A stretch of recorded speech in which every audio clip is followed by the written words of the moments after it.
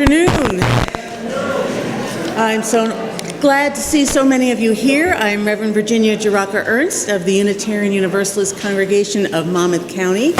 It is my great pleasure to welcome you here today. I can't imagine a better thing to do when we are in need of community and in need of one another, to be together on this beautiful afternoon. To get us started, I'd like to suggest that we turn to one another and introduce ourselves and say hello to someone that you don't know yet. It's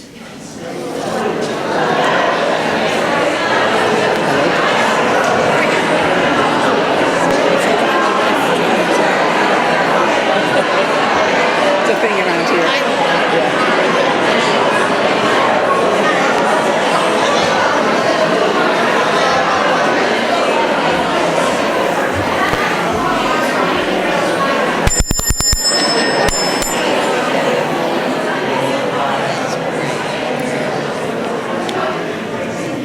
Whoever you are, whomever you love, however you arrived at this beloved place, you are welcome here. Thank you. Thank you, Virginia, and thank you for your warm welcome and poignant words.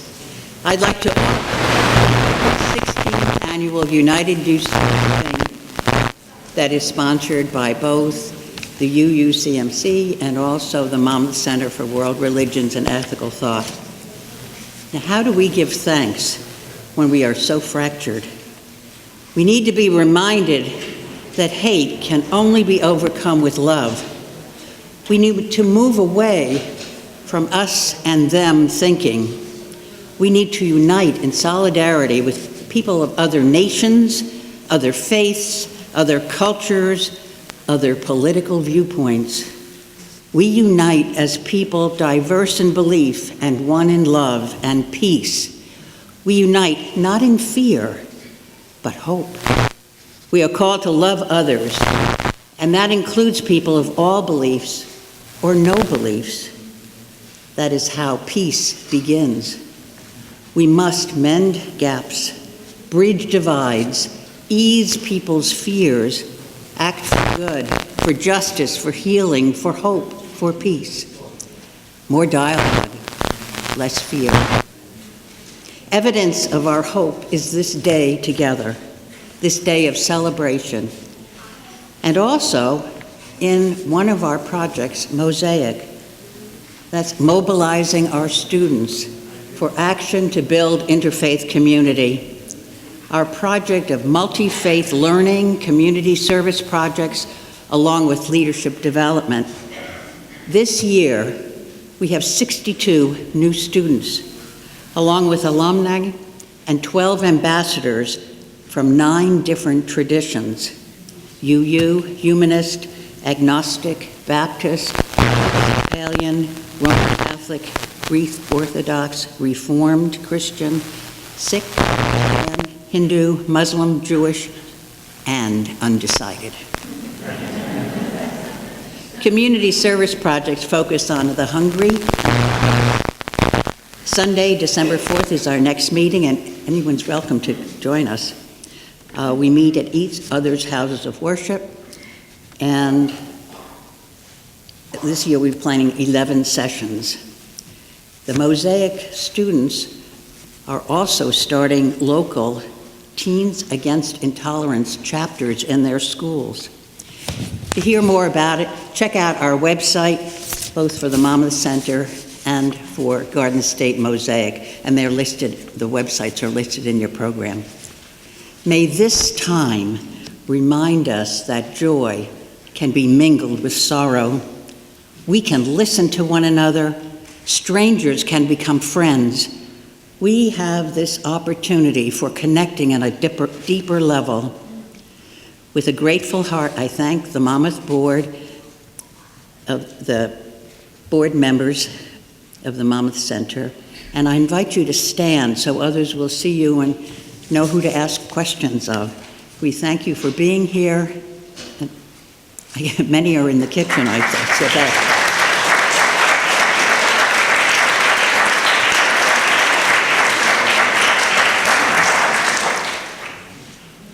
We'd like to thank the United We Sing Planning Committee, which was the board, Stevie, Lishan, Christine Bonaco, and a special thanks to Mike Patton on the PA system. But a special thanks goes to the champion of this program, Dr. Esmet Mahmoud. We reap the benefit of your exquisite organizational skills, your devotion, and your love. Thank you, Esmet. A reception follows, and we invite everyone to join us in the community room for refreshments. We invite you to become a friend of the Monmouth Center.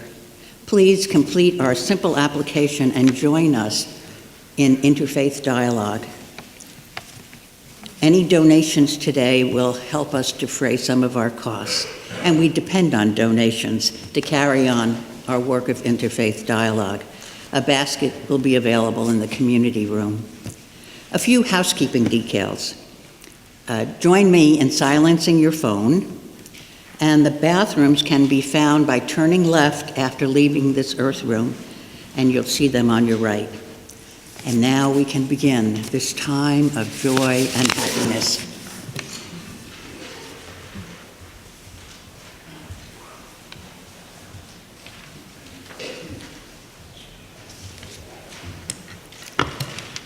Assalamu alaikum. May peace be with you and upon you all the time. Thank you, Reverend Liz, and thank you, Reverend Virginia, for these nice, kind remarks and welcome. As I stand here today, welcoming many of new faces, as well as familiar faces that have come to be accustomed to our gathering every year, my heart and soul are lifted with love and joy. The love for all of us being here together celebrating our diversity. Yet, it's still heavy with pain and sadness as well. Like Reverend Liz was saying, we can always somehow intermingle joy and sadness, and that's where I am. Our group here and coming together yearly for the last 16 years is our own eyewitness to how united can engulf and overcome and overwhelm any differences. Let's continue to lead the way to living harmoniously, peacefully, lovingly with all what's around us, neighbors, people from different faith and different political views, enemies, other creatures, nature. And it's indeed the golden rule for all of our spiritual traditions. We think of the atmosphere of pain and fear following the 9/11 events. It was at that time that the MCWRET and its board brought the interfaith community together, and United We Sing was born. And indeed, it's a very strong United We Sing today. We need now more than ever to stand united with love and to believe that love can conquer all. This year, we're doubly blessed because I'm honored to say many groups have approached me wanting to participate in this great celebration. That in itself is the nicest tribute to our good work that we're doing here.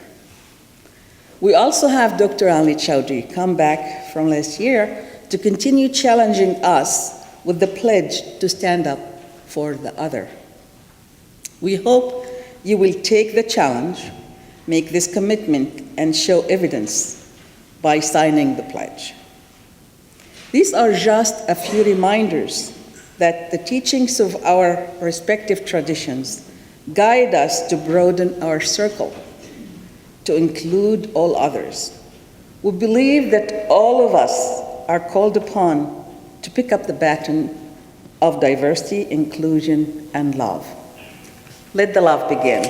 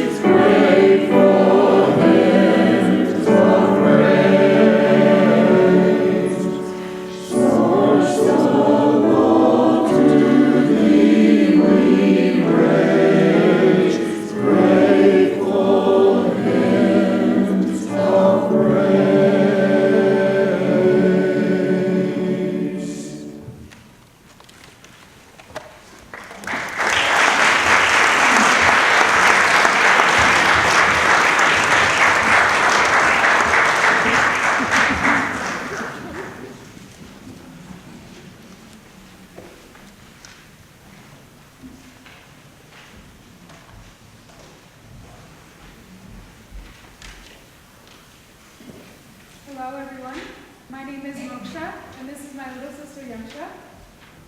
Today we will be representing Judaism, and we're going to put on a short skit for everybody. Jai Janendra Moksha, how are you today? Jai Janendra Yaksha. I'm doing well, and I'm so excited to be here at the United We Sing program. It's become one of my family's holiday traditions. We are here today to present a short presentation on Jain teaching. We believe these teachings can make you feel even happier in your day-to-day life. That's right. 'Tis the season of giving, and we want to share a few things. Not sure if you remembered, but we started our conversation off by saying Jai Janendra. Jai means victory, and Indriya means your 5 senses. That can be so easily explained through our face: touch, taste, smell, vision, and hearing. So, one who gets victory over their 5 senses gets liberation or nirvana. Liberation means the end to the cycle of life and death. When a soul reaches nirvana or moksha, they reach permanent happiness. They have no more sadness in their life. But Moksha, why is it that when I go shopping and I buy something I've been eyeing for a while, I feel so happy? Is that not happiness? It is, but tell me, how long does that happiness really last? For example, just a couple of weeks ago, I begged my mom to let me buy these new pair of sneakers that I was so in love with. So I was so happy once I bought them, and I promised my mom that I wouldn't need new sneakers for the next couple of months. But with Black Friday coming up this week, I've already found new boots that I want to buy. So our list of desires continue to grow on, making us look for happiness in material possessions. Wait, so how can I control my desires? Our desires are driven by 4 actions: anger, ego, deceit, and greed. So by controlling these 4 actions, will we find happiness? Yes, that's all we have to do. Let's start off with anger. Can you explain to me what anger is? Yes, unfortunately, I do know what anger is. I get mad when I can't get a new toy I want, or when someone eats the last slice of pizza I was saving for myself. Yeah, so by not getting mad about these small things, you'll be so much happier. Does it really matter if you don't get that new toy or that last slice of pizza? There's always next time. So moving on, what's ego? Ego occurs when we think we're better than other people. In reality, we're all souls and all of us are equal. So I have a good example for that one. Remember last week when Mom told you to wear a jacket outside because it was really cold? Well, you didn't listen to her, and because you thought you knew better, but then you ended up getting sick. So if you had just listened to her, instead of letting your ego get in the way, you wouldn't have gotten sick at all. Oh yeah, I almost forgot about that. So going on, can you explain what deceit is? Deceit is when someone is dishonest. They use tricks or tell lies to get their work done. It doesn't matter how big or small the lie may be. For example, when you tell mom you're studying but you're actually on your phone, this is deceit. Yeah. All right, so moving on to the last one. The last action is greed. So this is when people always want more and more, and they're not satisfied with what they already have. If I have 10 pairs of shoes, I always want more shoes. If I have the iPhone 6, I want the iPhone 7. If I have millions of dollars, I want billions of dollars. So what should we do? So we have to get into the habit of controlling our 4 behaviors of anger, ego, deceit, and greed. This will reduce our desires and our anxiety, which will help us remain calm and composed, which will allow us to be satisfied and much, much happier. Jai Janendra, and thank you for this opportunity.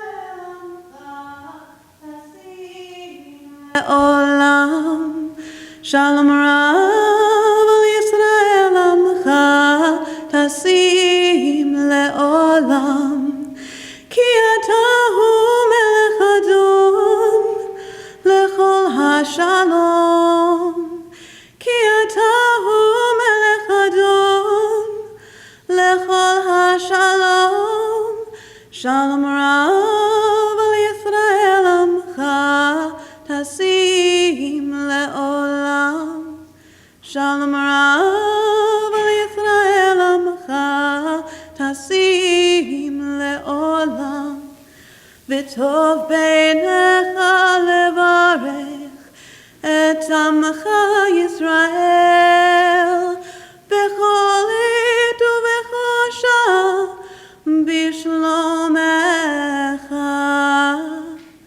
שלום רב על ישראל עמך תשים לעולם, שלום רב על ישראל עמך תשים לעולם, תשים לעולם, תשים לעולם.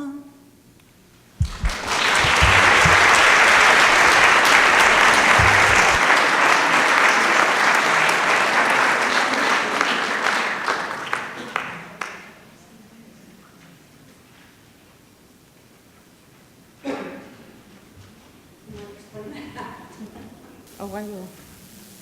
Good afternoon. My name is there a mic? Can you hear me? Oh, okay. Good afternoon. My name is Georgette Thomas. I bring you greetings from Quinn Chapel, African Methodist Episcopal Church of Atlantic Highlands, New Jersey, where the pastor is the Reverend Natalie Mitchum. I'm going to take you on a little journey of the history of the African Methodist Episcopal Church. I normally don't wear this hat in this forum, but you will see me with it on in the repast room. So, I bring you to the AME Church, and that's what it's called. It's not, they don't use the whole name, they use AME, because African Methodist Episcopal can kind of twist you up sometime. Our founder is the Right Reverend Richard Allen. He, along with Absalom Jones, who was an abolitionist and a former slave, and he was the first, Absalom Jones was the first priest, black priest, to be ordained in the Episcopal Church. Richard Allen was the first bishop of the African Methodist Episcopal Church. Richard Allen attended, as most free blacks did, and some slaves, the Methodist Church, the traditional Methodist Church. However, the blacks weren't able to commingle in the congregation. So for the most part, they had to be in the balcony, they could not hold position, and they could not participate in the regular order of service. So in 1793, Richard Allen formed the Bethel African Methodist Episcopal Church in Philadelphia.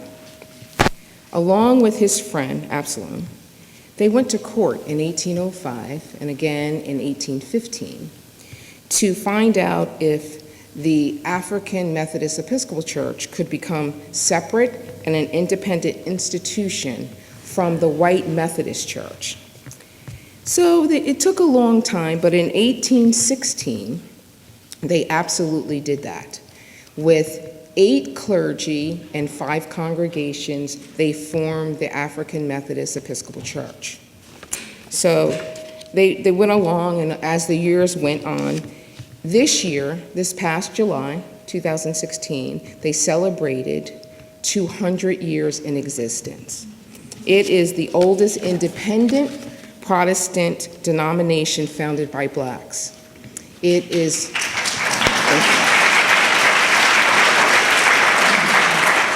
the membership now is 2.5 million, and the congregations are 7,000. It is the largest black church in the world.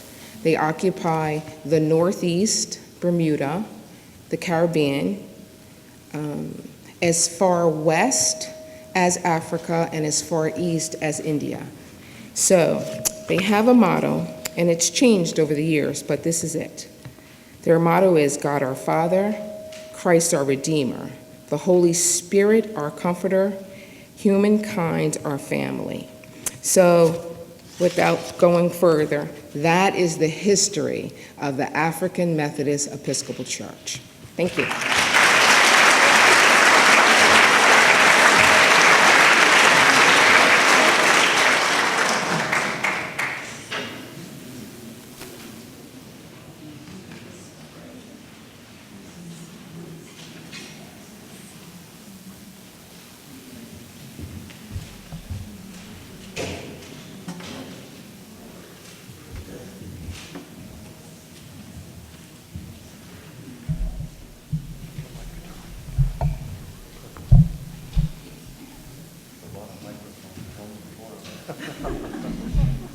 That'll make it sound like more.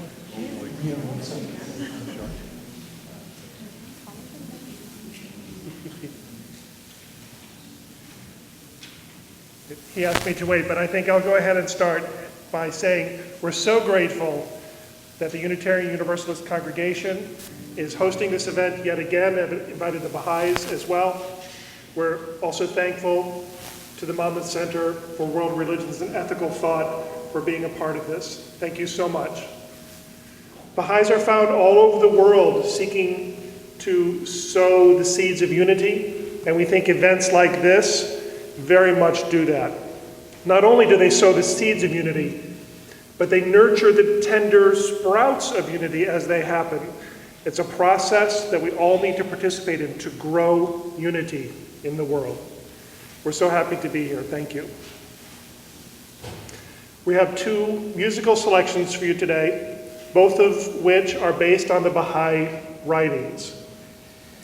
The first exhorts us to turn towards God, to lift us from our difficulties, to turn towards Him for strength.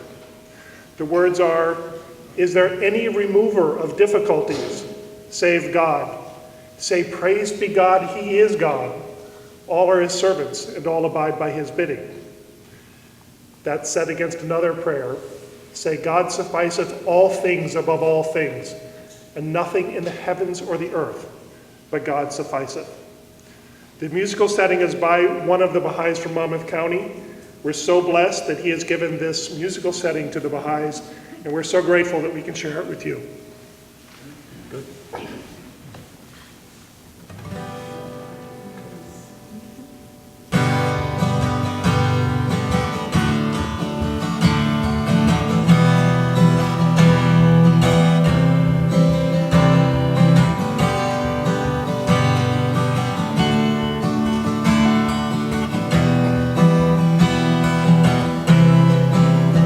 Is there any remover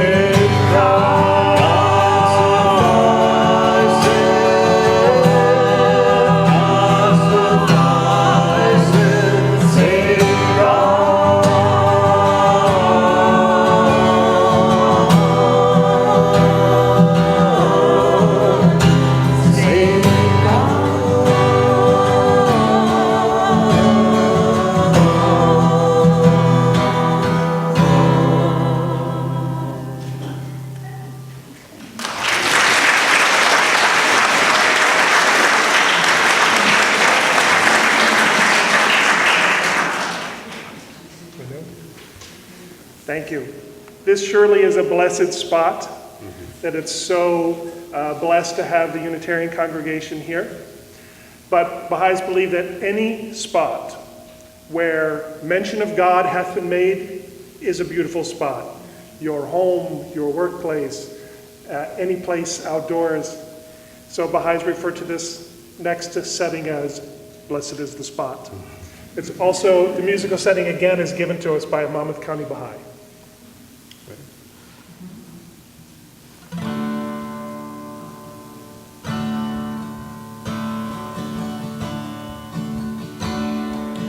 Blessed is the spot, and the house, and the place, and the city, and the heart, and the mountain,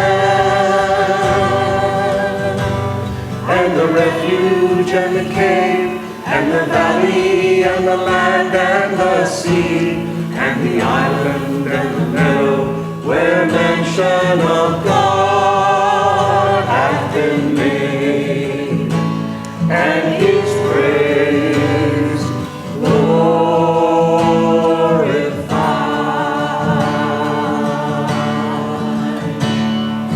Blessed is the spot, and the house, and the place, and the city, and the heart, and the mountain,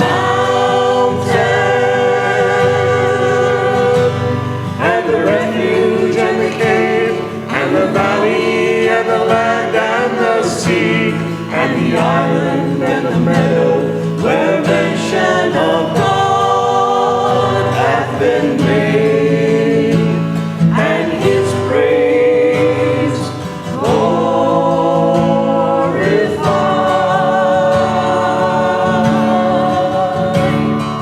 Blessed is the spot, and the house, and the place, and the city, and the heart, and the mountain, and the refuge, and the cave, and the valley, and the land, and the sea, and the island, and the meadow, where mention of God hath been made, and His praise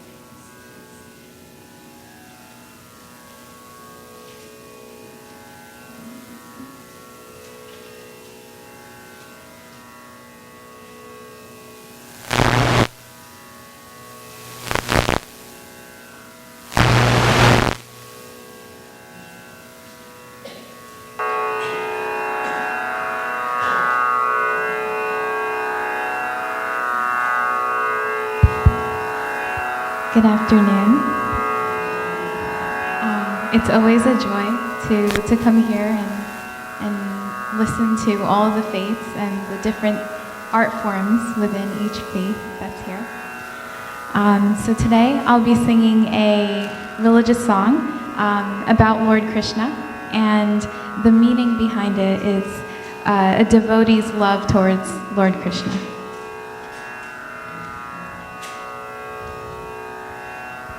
Oh, and then this will be followed by the peace chant that we always sing every year. So I'll need your help with that.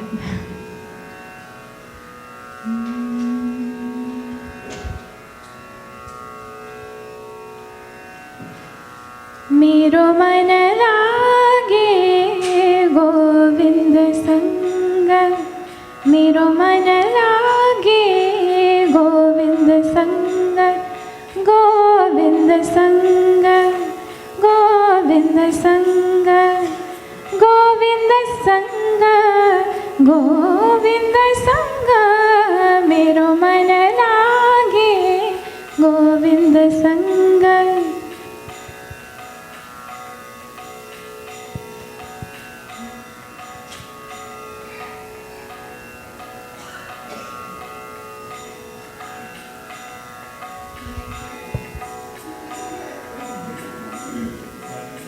Yeah? Okay.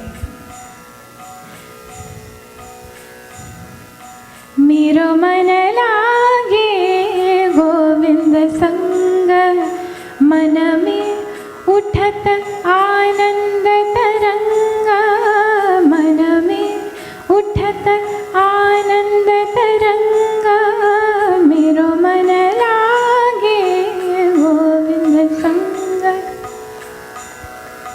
Krishna Krishna कहे नाचे मीरा, कृष्ण कृष्ण कहे नाचे मीरा, राम नाम तुलसी का प्यारा, राम नाम तुलसी का प्यारा, राम कृष्ण के मधुर नाम से, राम कृष्ण के मधुर नाम से पुलकित है सब रंग, मेरो मन लागे गोविंद संग.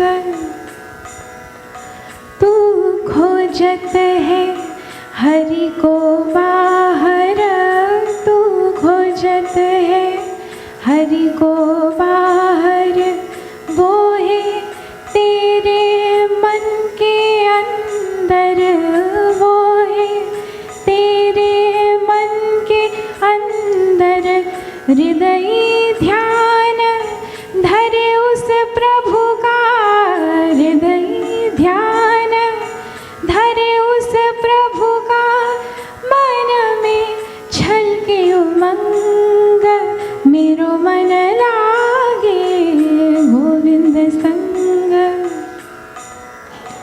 मीरा हो गई शाम दीवानी,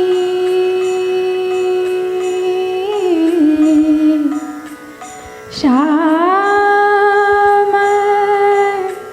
श्याम रे श्याम श्याम श्याम रे.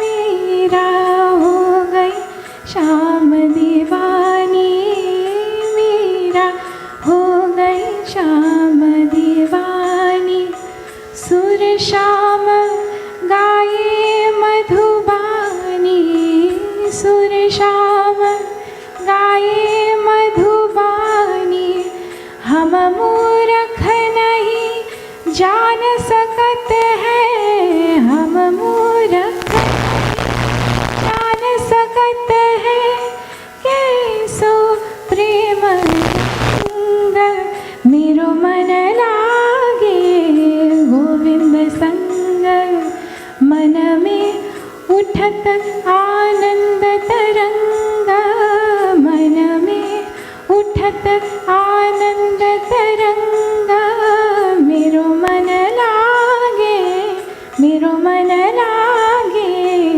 मेरो मन लागे गोविंद संग. Thank you.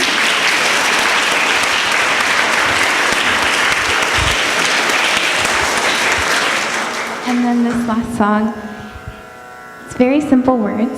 So it's just Om, Shanti, and Om, 3 words. And I'll sing a verse, and then you'll sing along with me.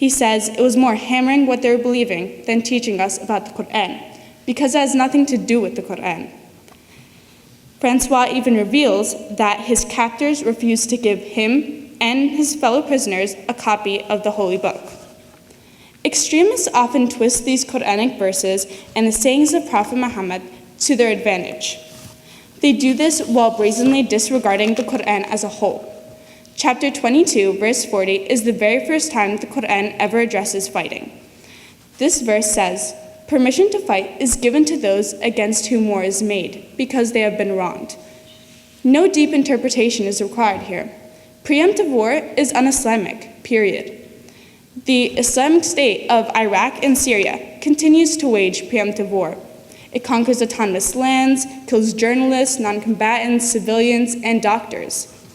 These are all actions explicitly forbidden by the detailed rules of engagement in the Quran. The verse right after this tells us that in order to fight, the people who have been wronged have to meet two conditions. They have to have been unjustly driven from their homes and driven out on account of faith. ISIS has unjustly driven thousands of Christians, Yazidis, and most of them Muslims on account of faith. In fact, 82 to 97% of those killed or injured by these extremist groups are Muslim. There's a fourth condition that is described towards the end of the verse. Before God or Allah grants the permission to fight in self-defense, He states that Muslims must fight to protect the universal freedom of conscience. Even when war is allowed, there are specific guidelines Muslims must follow. As noted by the Quran, Muslims must not kill any child, any woman, any sick or elderly person. They must not practice treachery or mutilation. Muslims aren't even allowed to cut down fruitful trees or soil cultivated land. They must not slaughter a sheep, a cow, or a camel, except for food. They must not kill the monks in monasteries or the people sitting in places of worship. Allah revealed another verse right after Prophet Muhammad, peace be upon him, peacefully reclaimed Mecca and became leader of all Arabia. Chapter 2, verse 257 states, "There shall be no compulsion in religion." This came at the time when Prophet Muhammad, peace be upon him, could have forced anyone to become Muslim or suffer the sword. He did exactly the opposite, though. Allah says that no human being has the right to punish a person because of his or her faith or lack thereof. Furthermore, Allah states, "He who kills a person, it is as though he has killed all mankind, and he who saves a life, it is as though he saved all mankind." Islam is truly a religion of peace. The universal greeting in Islam, "Assalamu alaikum," literally means "may peace be upon you." Despite that, millions of Muslims and Islamic organizations still struggle to get out their peaceful message through mainstream media. For example, CARE, which is the Council on American Islamic Relations, regularly issues press releases in response to attacks from ISIS. It's condemned acts of terrorism in the name of Islam years before 9/11. CARE does this in collaboration with a myriad of other organizations, such as ICNA, which is the Islamic Circle of North America. However, American Muslims are more than just peaceful words. Local mosques and Muslim worship communities are listed as part of faith-based coalitions that prevent gun violence. Muslim communities such as the Inner City Muslim Action Network in Chicago organize community safe zones. These safe zones promote peace and prevent violence in neighborhoods with high crime rates. There are also scores of American Muslim leaders that are regarded as champions of peaceful cooperation. Representative Keith Allison, the first Muslim elected to Congress, was arrested for participating in peaceful protests that were meant to draw attention to the horrific plight of people in Darfur and immigration reform. Ibu Patel, another American Muslim, founded the Interfaith Youth Corps, which brings religiously diverse groups of students to work on global service projects. There are also many influential Muslim female figures such as Linda Sarsour and Delia Mujahid. Linda Sarsour is the executive director of the Arab American Association of New York. She has even been called a champion of change by the Obama administration. Delia Mogahed is the Director of Research at the Institute for Social Policy and Understanding in Washington, D.C. Vocally peaceful Islam is also the norm worldwide. 7 Muslims have been awarded the Nobel Peace Prize thus far. There is a reason that Islam is the fastest growing religion in the world. Its rapid expansion, unequaled by any other religion, was due to its religious content and values, not by bogus claims of the sword. Islam itself was the main cause for its triumph. It was not only accepted by Arabia, Syria, Persia, North Africa, Egypt, and Spain, but also, with the exception of Spain, it has never lost its vantage ground. It has been spreading ever since it came into being. This is because Islam has provided refuge to people ruled by oppressive regimes. It fostered peace and tolerance to the oppressed. And this isn't exclusive to Islam. The core of all religions was built on shared values of peace, unity of all mankind, and most importantly, humanity. From the 8th century until the 13th century, the Muslim world was the center of intellectual activity. Algebra, the toothbrush, astronomy, marching bands, the guitar, glasses, coffee, hospitals, and the canon of medicine all have one thing in common. They're all innovations that we can thank Muslims for. Muslims are your doctors, your engineers, your lawyers, your actors, your writers, your Olympians, your politicians, your teachers, your classmates. U.S. Muslims have the second highest level of education among major religious groups. They also have more college degrees than the general U.S. population. Despite claims of Islam being oppressive towards women, Muslim women are actually regarded very highly. American Muslim women hold more college or postgraduate degrees than Muslim men. They're also more likely to work in professional fields than women from other religious groups. It is time we unite as Americans, as human beings, and join Muslims to make the world a more peaceful, compassionate, and educated place. Thank you.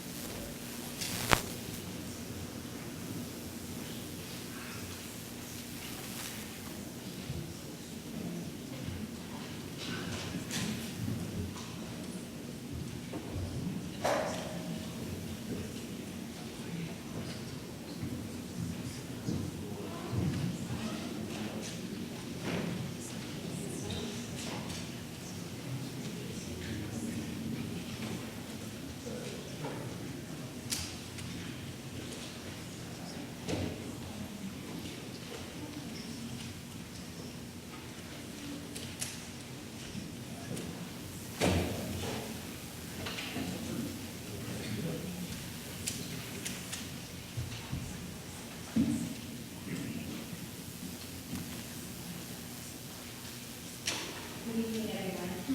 Thank you very much for giving us the opportunity to be here today, but more importantly, to learn about each and every one of you and the background of things that I was represent. So it's an eye-opening, not just for myself, but also for the kids that are here. So hopefully events like this will give us the hope and the light that there is something beyond religious boundaries that we all represent.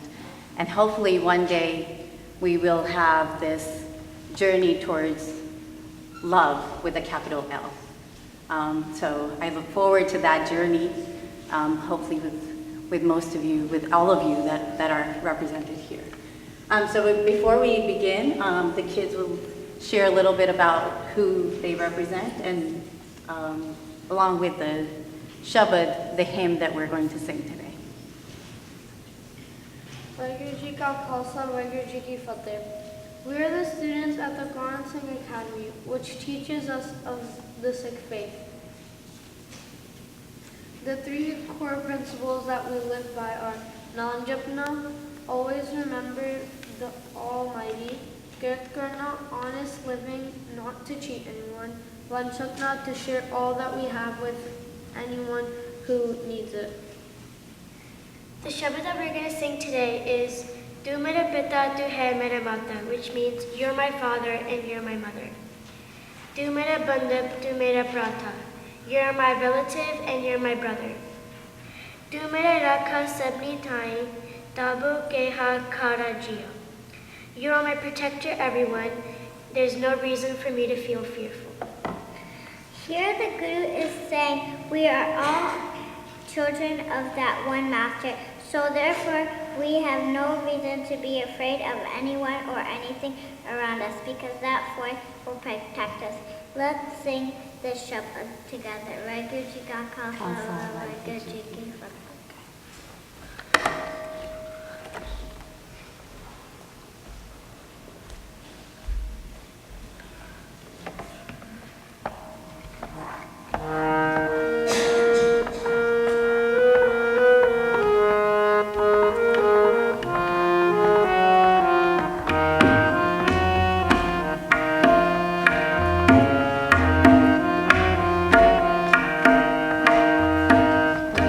Oh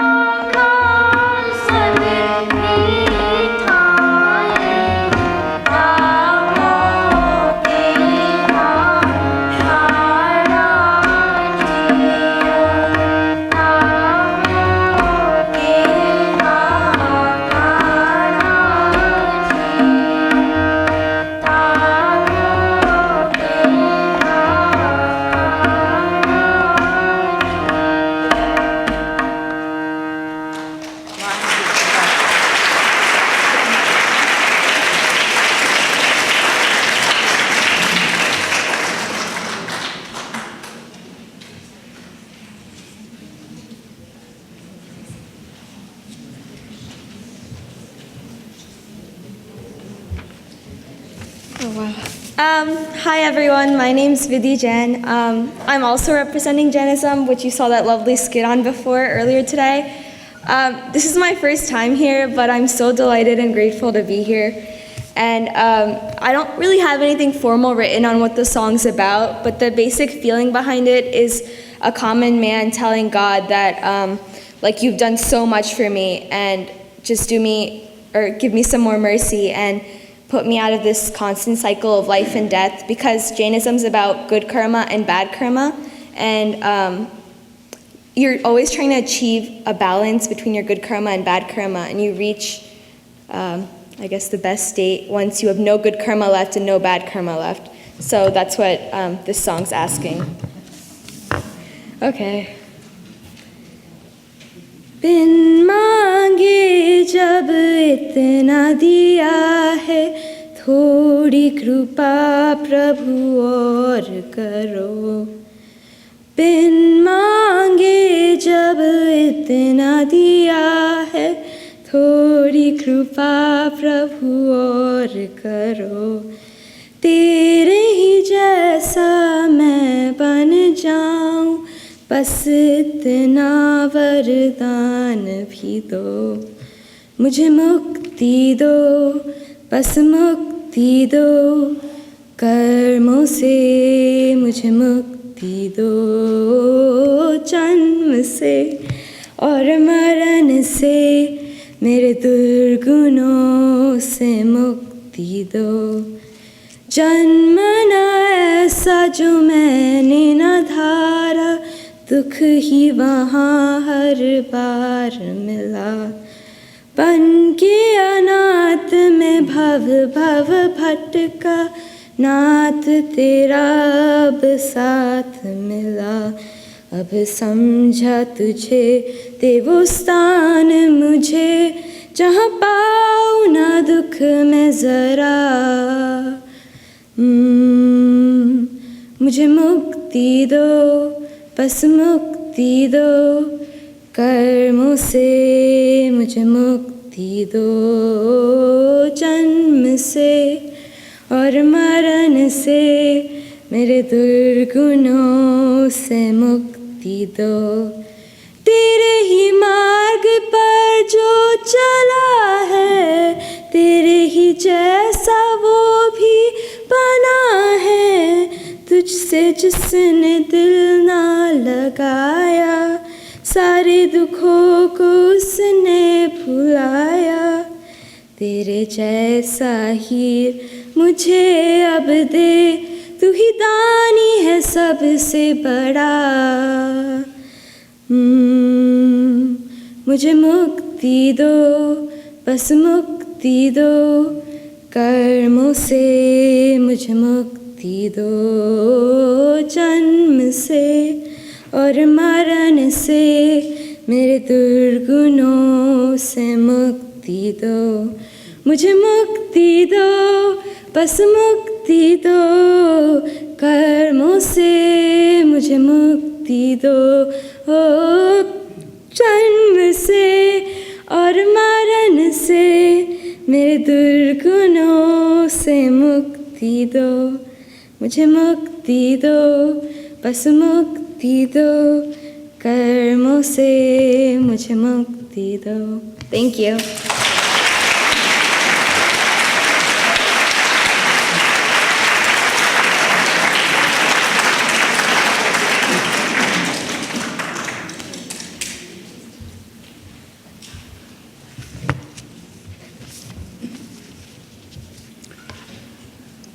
Assalamu alaikum. Peace be with all of you. My name is Muhammad Ali Chaudhry. I'm president of the Islamic Society of Basking Ridge and one of the co-founders of the New Jersey Interfaith Coalition.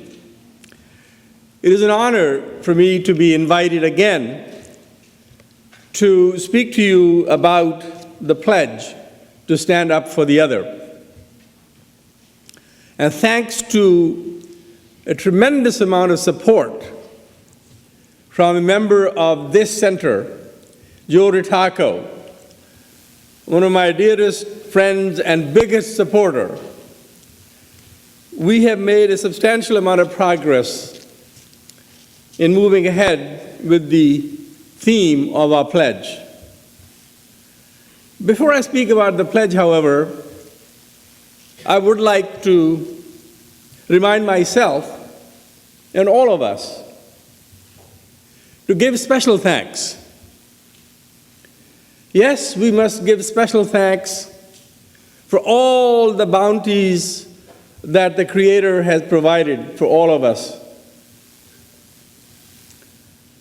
But I have a special request, and that is for us to give thanks for America.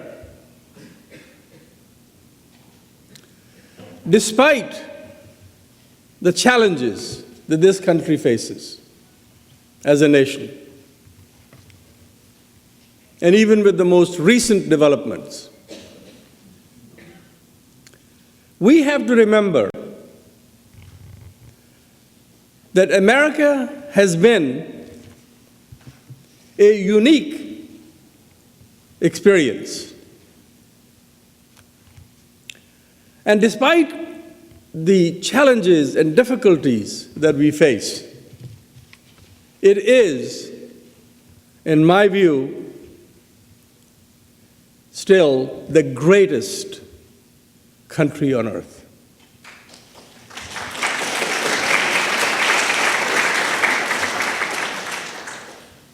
It also means that we have to work harder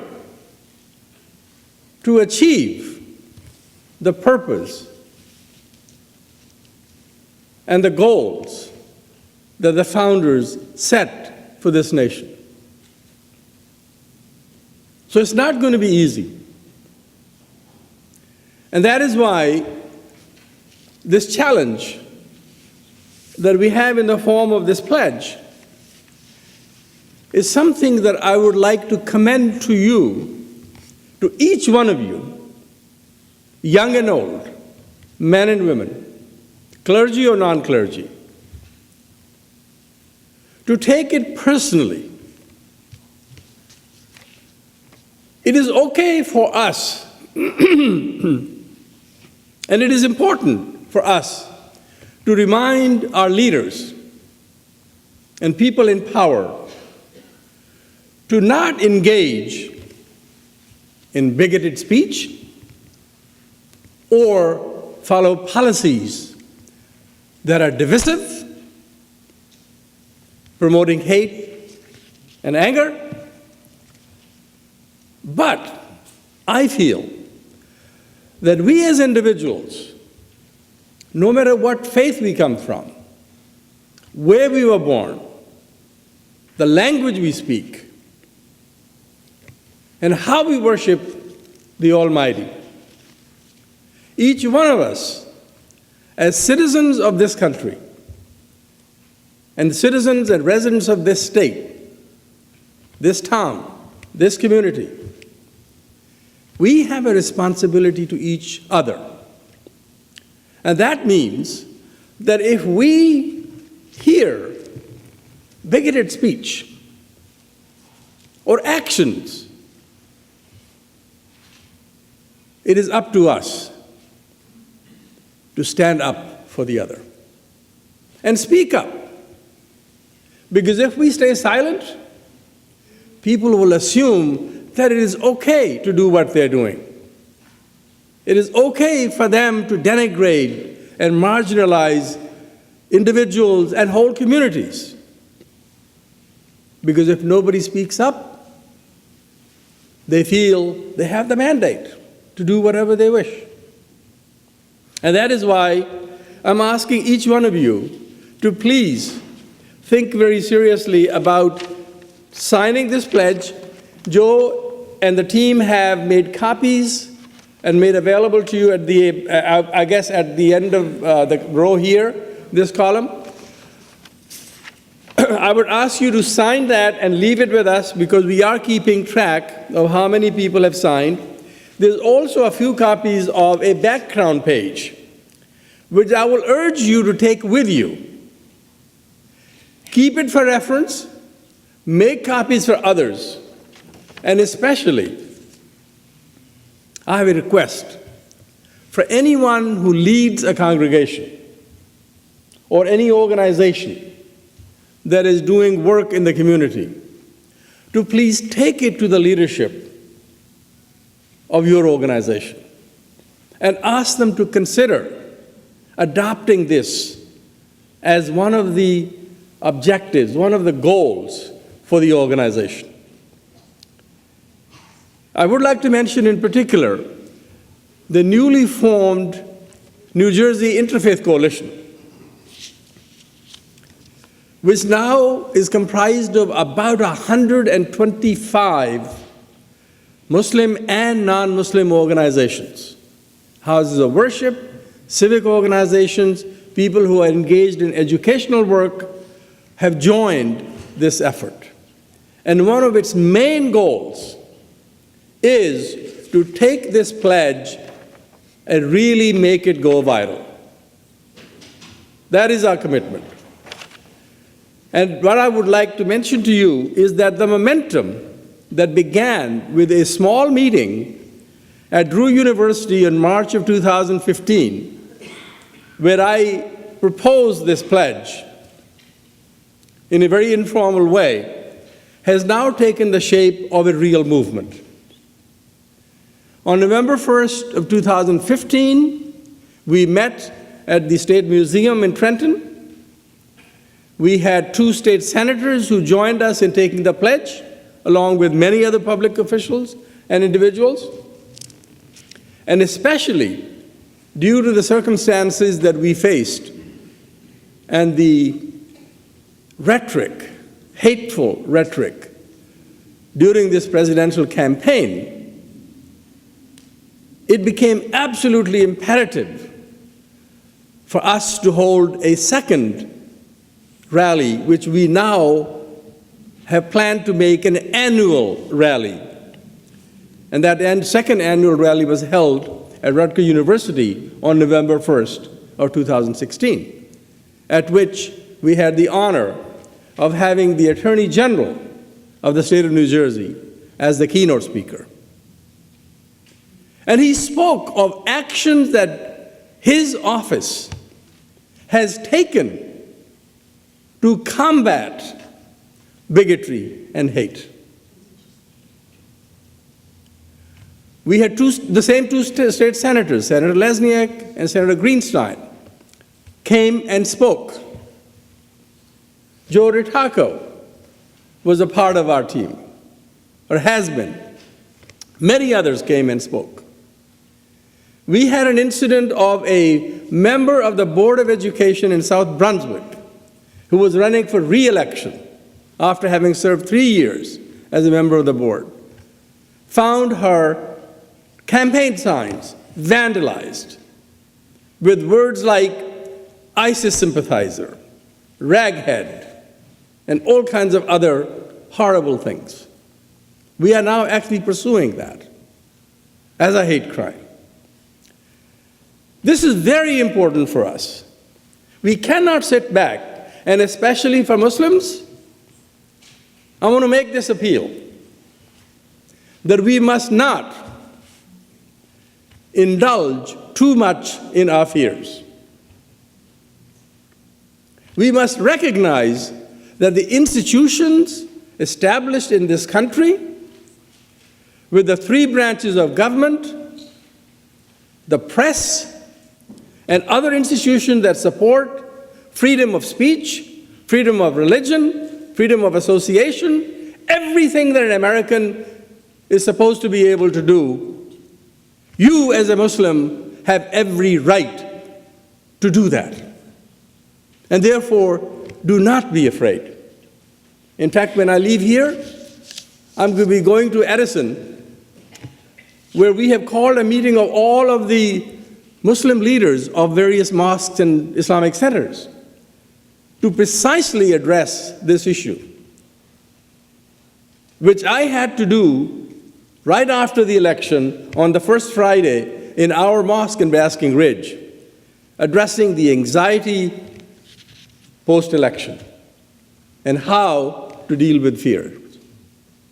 And the message is for all of us not to be afraid.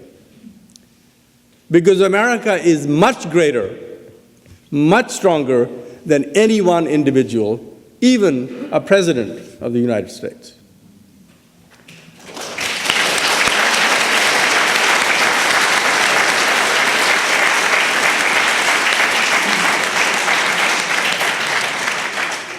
So let me close by reading out the words of the pledge.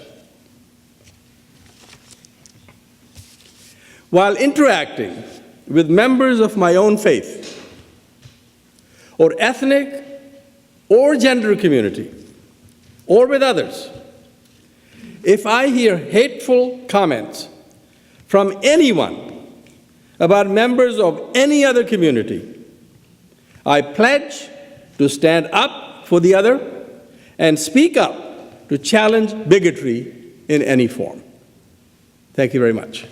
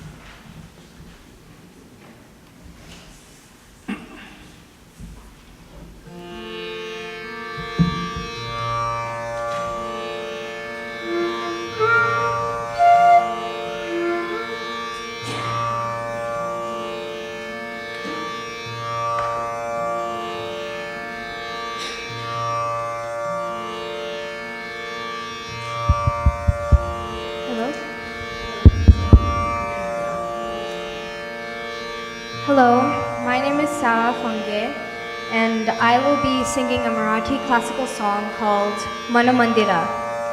I will be accompanied by a tabla player or an Indian drum player called Varun Fonge. And also I will be accompanied by a flute player named Madhukar Shirsada.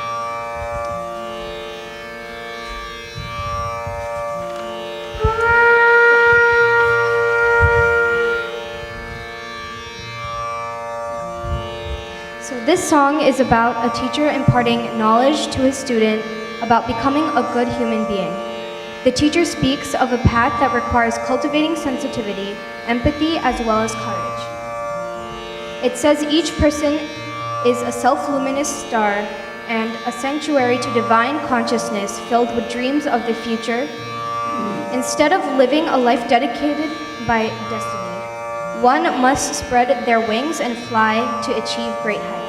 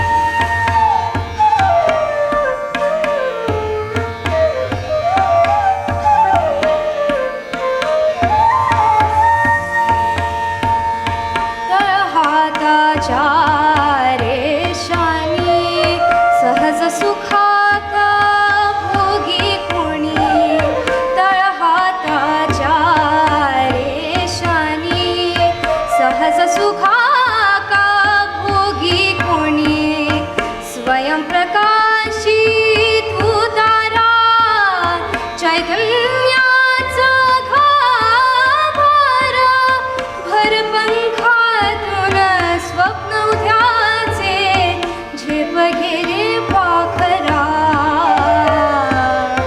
उजळून गे साधका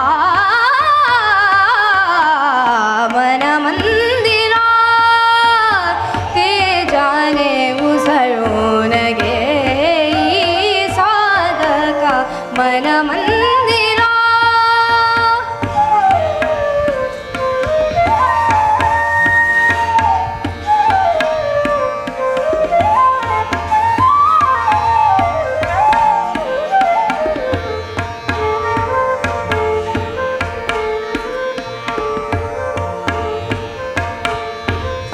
नी सा स नी सा स नी सा स रे रे सा स नि प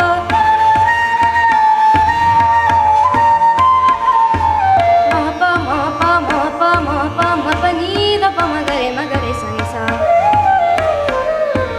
नी सा स रे सा स नी सा स रे सा सा म प नि द प म प नि द प प नि स रे रे रे प नि स म ग रे रे रे सा नी द प रे रे सा नि सा रे म ग रे सा नि सा रे म प नि स रे रे रे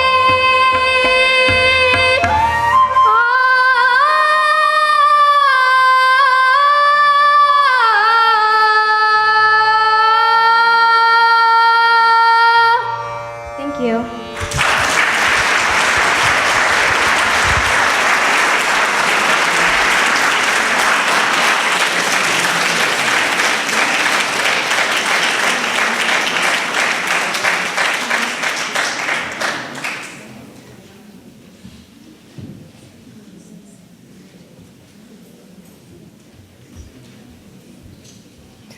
Good evening and happy fall. I'm Dr. Carol Penn, and we're always excited to be here with Cora Fire. Now, we would like you to play with us. Are you ready to have some fun? All right, so we're going to have some fun. We're going to be bringing to you Ella's song. Ella Baker, a freedom fighter in the civil rights movement, and we believe that whatever it is that we need to do to go forward in unity and harmony and love is what we leave here and what we wake up to tomorrow morning. So I'm going to teach you the sign with this and the chorus with this. So if you feel like signing and if you feel like singing, if you feel like standing, please join with us. So here we go. We who believe in freedom cannot rest. Try that again, W. We who believe in freedom cannot rest until it comes. Done with a little artistic freedom in the signing. One more time. We who believe in freedom cannot rest. We who believe in freedom cannot rest until it comes. So when you hear it or see it, please sing it with us, please join with us, and let's remember Ella Baker. All right.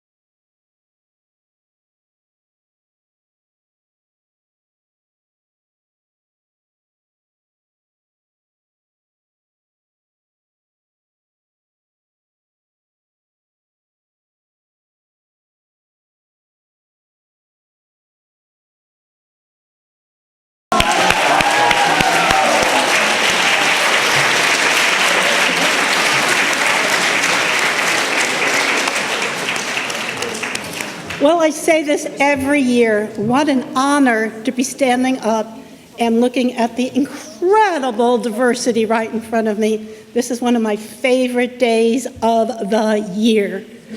We're going to end with a lot of spirit, just since we're feeling all of it right now. I'm not going to say many individual thank yous. Liz did it at the beginning. So if anybody was not individually thanked, thank you. I believe in thank yous. I love thank yous. I have a very, very, very short poem to read because I just love it, and I think it speaks to what we're doing here now. It's by Edwin Markham. I'm adding another gender. He wrote he, I'm adding she. He, she drew a circle that shut me out. Heretic, rebel, a thing to flout. But love and I had the wit to win. We drew a circle and took him and her in.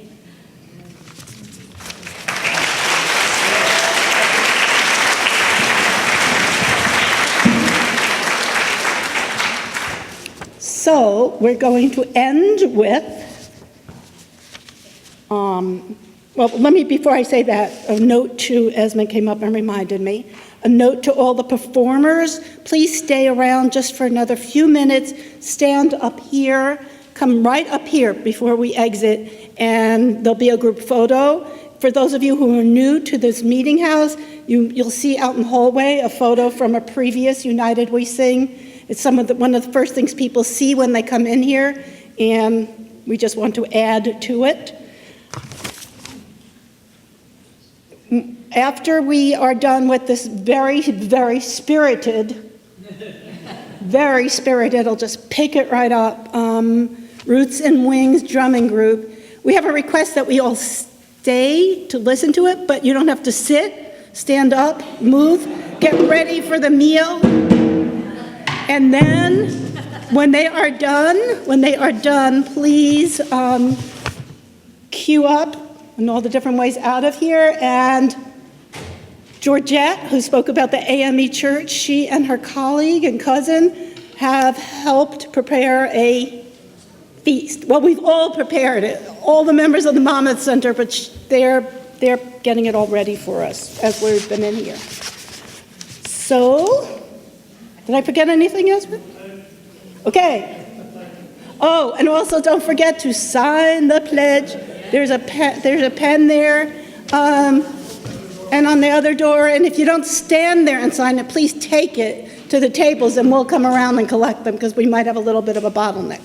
Okay, Roots and Wings. Stand up, share the spirit. Wait.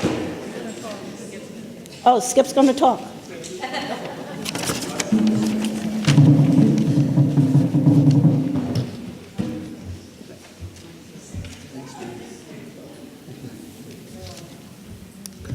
Hi, my name is Skip Lieb, and I'm the choir director of Roots and Wings. Drumming is truly worldwide, as we saw with the people playing the tabla earlier. And Roots and Wings has been studying West African music for about 6 years. Music of Guinea, Mali, Ivory Coast. And the music crosses not only countries in Africa, but continents. It's popular, people are playing it in Western countries in Europe, in North America, South America. So it's a universal language. We play it just because we enjoy it. Now, most people don't know West African music, drumming, is played, it's not just all jamming. There are set pieces, it's just like an orchestra. And it's where your modern jazz band comes from. You have rhythm parts and middle parts, bass parts, and the soloist will just solo and improvise on top of it. It's the same format that jazz uses. And it's centuries old. And the drums, the djembe drums are made out of solid tree trunks. They look like cups. And they carved out solid tree trunk and imported from Africa, most of them. And the music we're going to play it's called Baja Geen. Now, Baja is a section of people from Guinea, a group of people from Guinea, and Guin in the Susa language means woman, so it means Baja woman. And the song is not too old, because the lyrics to the song in what they call a Susa language means this woman did not want to dance, but she hears the rhythm and she has to dance, and she's dancing so much she even dances in her car. No? So that's not a very old song. So when we play, please get up and dance and join us. I know Roots and I know the dancers usually do, right? Cora Fire usually does. Yeah. One other thing I wanted to add personal on my own. The other day, my partner Donna and I were watching television, and we're Unitarian Universalists, and we're watching some really shabby piece of news. And my partner turns to me and says, you know, if they're going to do something so undemocratic, so fascist, as asking Muslims to register, we should all register as Muslims.